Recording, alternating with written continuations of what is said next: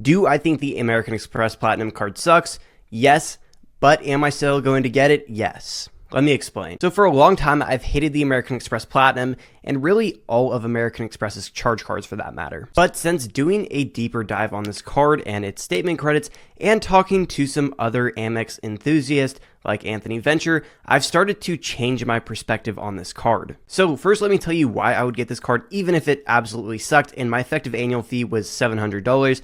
And that's because of the sign-up bonus. The base sign-up bonus on this card is 80,000 points, but I'm begging you guys, do not go with that sign-up bonus because you can always get higher value. I've seen elevated offers all the way up to 175,000 points, which is over double the base offer for this card. And I promise you, no amount of gardening is going to make up for that. So you have two options to get the highest sign-up bonus possible on this card. Number one is to go on incognito and then keep searching up Amex Platinum and going and then closing the tab down until you get a higher sign-up bonus. This works with pretty much all their cards.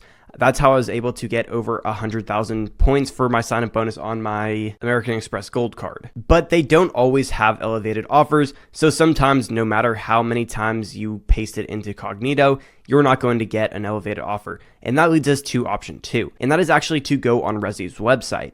If you go to the top right corner, you'll actually see a link to the page that says exclusive US offers from Amex. All the offers on this page are going to be way higher than just the base offers on American Express's website. There's great offers for the American Express Gold and the Blue Cash every day. But of course, we're just here for the Amex Platinum. That is an offer that gives us 100,000 points after spending $8,000 within 6 months. But you also get 10 points back on all your dining for the first 6 months, up to $25,000 of spend. If you max that out, you can get an extra 250,000 membership rewards points. If you're spending that much on dining, you're probably going to look at your budget, but still, you don't have to max out that $25,000 of spend. And if you're getting 2 cents per point, that's almost like getting 20% cash back on all your dining for the first 6 months of having this card, which is absolutely worth it. So the sign-up bonus is obviously one of, if not the best in the entire credit card game, and that's definitely going to play a verdict on my final decision on this card at the end of the video. So if you're trying to figure out whether a credit card with an annual fee is worth it for you or not, take a look at your normal spending and then compare it to the card's statement credits. If the credits cover expenses that you're already paying for, you can subtract that from the card's annual fee. The remaining cost is what we call the card's effective annual fee, or in other words, what you're actually paying for the benefits. One of the biggest problems with the American Express Platinum, and really a problem with all three of their charge cards, is that these statement credits just really aren't that good, and you have to go out of your way to actually use them, opposed to other credit cards like the Chase Sapphire Reserve and Venture X, where you're most likely going to use those credits without even realizing. So let's go through and dissect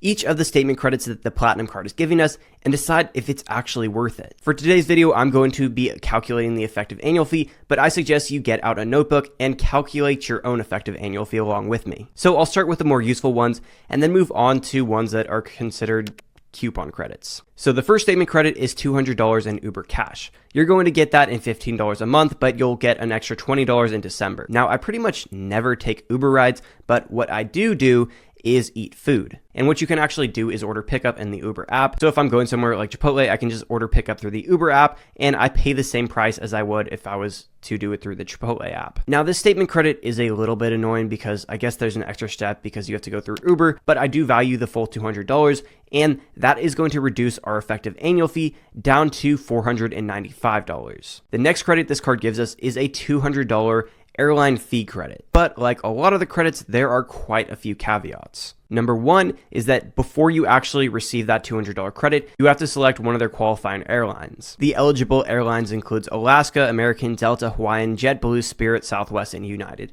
So a pretty good selection there and all very good airlines for domestic flights. You can choose or change your selection once every year in the Amex app. If you don't change your airline, it stays the same as the previous year. So what actually counts as an incidental fee though? Unfortunately, your actual airline ticket isn't going to be covered, neither is seat upgrades or gift cards. The most common thing that are going to be covered is checked bag fees, in-flight food and then drink, and then maybe any pet fees as well. So here's the thing with the statement credit. Number one, make sure you select your airline first, because if you don't, then you're not going to earn this credit. And overall, this is a nice perk to cover some of your checked bag fees and maybe get some free food and drinks on your plane.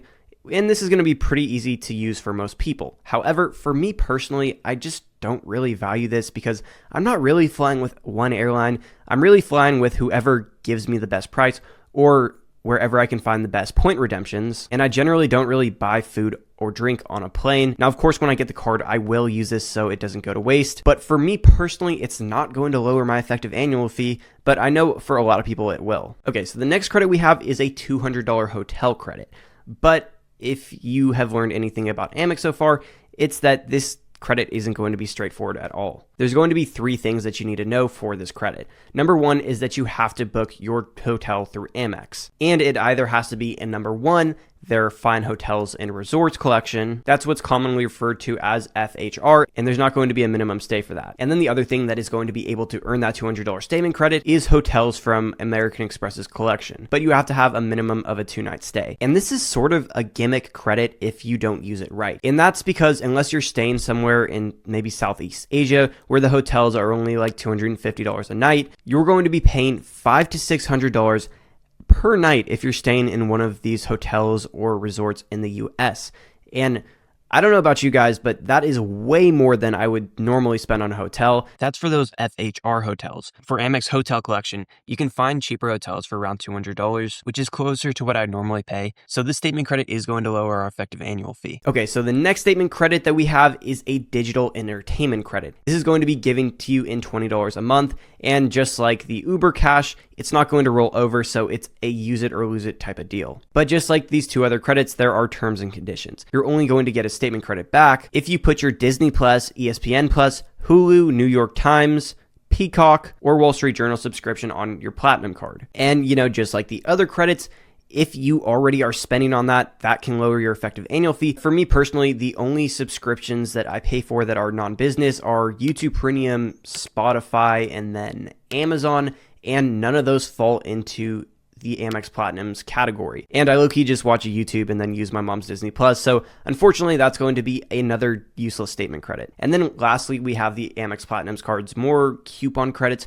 but I actually like one of these. So first up, we have a $300 credit to Equinox. If you guys don't know what Equinox is, it's like a super bougie gym where all the rich old white men go. And Equinox isn't even in a lot of states, but if you can use it, it's actually a really cool gym. And a lot of people don't know this, but I actually love the gym. It's one of my favorite things. I've been lifting like 5 days a week for I think like 3 years now. And I might not have the most subscribers in the credit card niche, but I do probably have one of the highest bench presses. But regardless, I still love Equinox Gym. I've actually been to the 2 that are closest to me. I just got free day passes at them, and it was really cool being inside them. But unfortunately, you're not actually going to catch me paying for one of these gym memberships because they're around $300 a month. And I'm all for paying extra for a nice gym membership.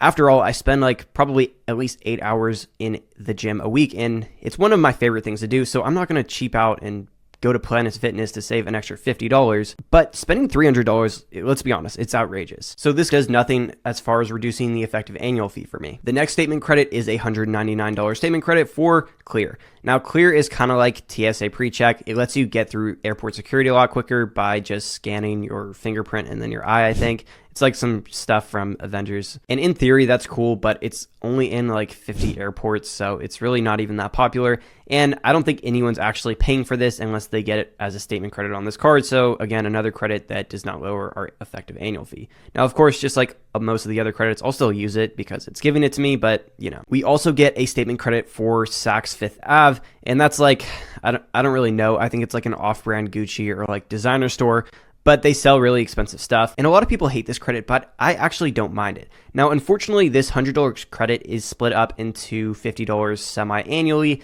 which sucks because you can't really find anything worth buying for under $100. So I have 2 options here. I can, one, just buy something for, I don't know, I'd probably spend like $70, $100 on a shirt, and then just pay the extra $20 out of pocket that the statement credit doesn't cover. Or what I'll probably do is go in and buy a physical gift card, which I'm pretty sure that I can do. And there's a Saks Fifth Avenue like 5 minutes away from me. So this isn't actually a bad statement credit for me personally, but again, it doesn't lower my effective annual fee. Another one that I'll use just because it gives me. Then lastly, we have credits for Walmart Plus, which I don't care about. Maybe you do, but I don't care about it. And then lastly, a $200 credit for Global Entry, which of course also includes TSA PreCheck. And if you guys don't know, this is pretty much just fast pass for airport security. It's like Clear, but of course it's, TSA and then Global Entry. So it's in every single airport. Now this is nice to have, but there's a lot of credit cards that already give you this, and you only need it once every 5 years, I think. So another credit that doesn't lower our effective annual fee. So are these statement credits good enough to lower the effective annual fee to the point where it makes sense to hold in my wallet long term? No, absolutely not. But are these credits good enough where it makes sense to get the sign-up bonus and hold for maybe 2 years? Yes, but we're forgetting about one big thing, and that's the rewards. Now, it's not actually a big thing because the rewards are honestly pretty underwhelming with this card.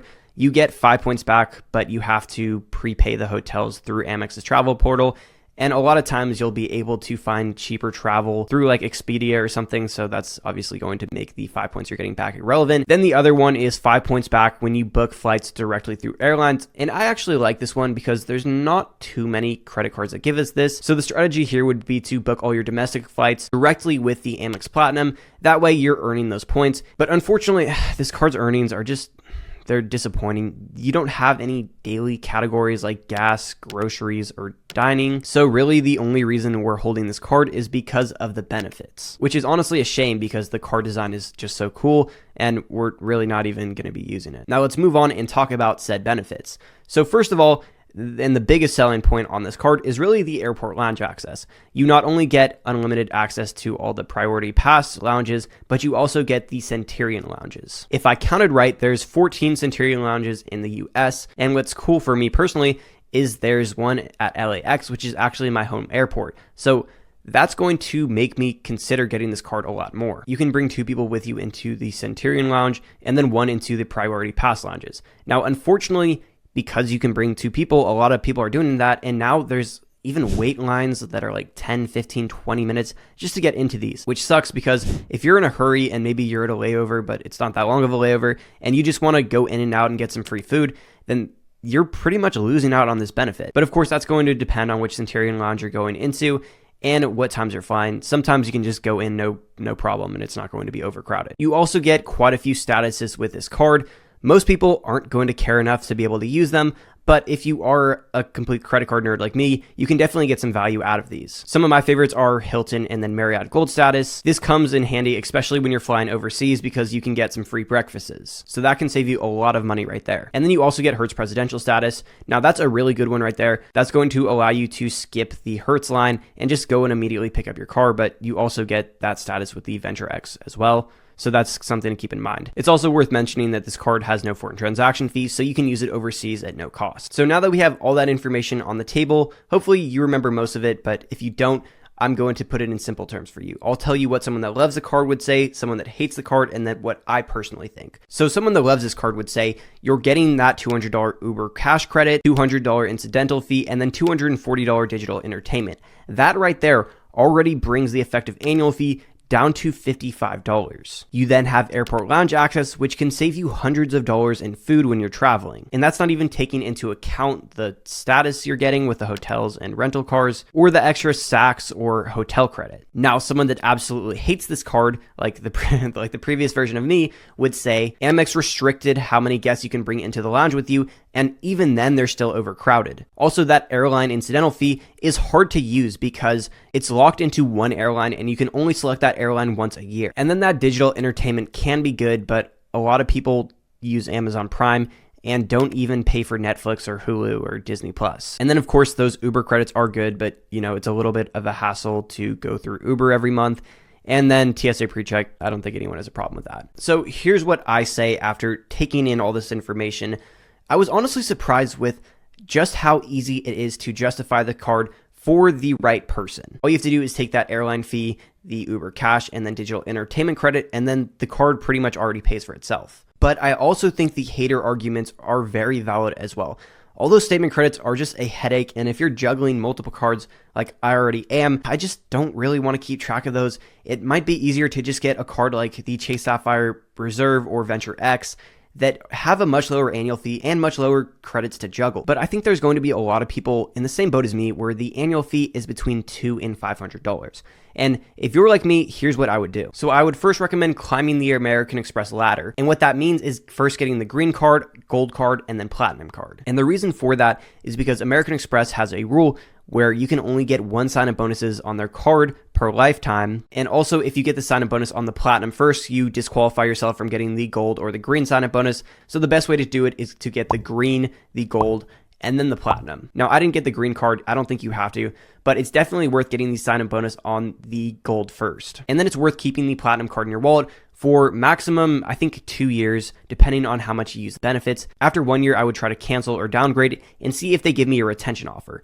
If not, I would then get the Blue Business Plus. This is a business card from American Express, but it has no annual fee. And what it does is essentially acts as an anchor so that when you cancel any of your American Express charge cards, you don't lose any of the points from them. A lot of people think you have to get the green card and pay $150 to do that, but you don't. And some of you might not be familiar with business cards, but the Blue Business Plus is an amazing card. You get 2 membership rewards point on every dollar spent, and you can literally open it up even if you don't have a business. You can do it with literally just your social security number. And I made a video showing you exactly how to do that, walking you through step by step. One last parting piece of knowledge that I want to leave with you guys is just because the platinum card makes sense for one person doesn't mean it makes sense for another person, vice versa. Also, don't feel like you always have to hold a platinum card in your wallet. You can get it for 1 year, test it out, hit the sign-up bonus, and then maybe downgrade it to the green card, and then upgrade it again when you're traveling more and you want maybe that lounge access. But at the end of the day, if you're thinking about getting this card, each individual person that's watching this video needs to do the math for themselves and find out what that effective annual fee is, and if that justifies getting the benefits like the different statuses and then lounge access. Helps me out a ton if you like and subscribe. Go watch that Blue Business Plus video right wherever I put it on the screen. I'll see you guys later.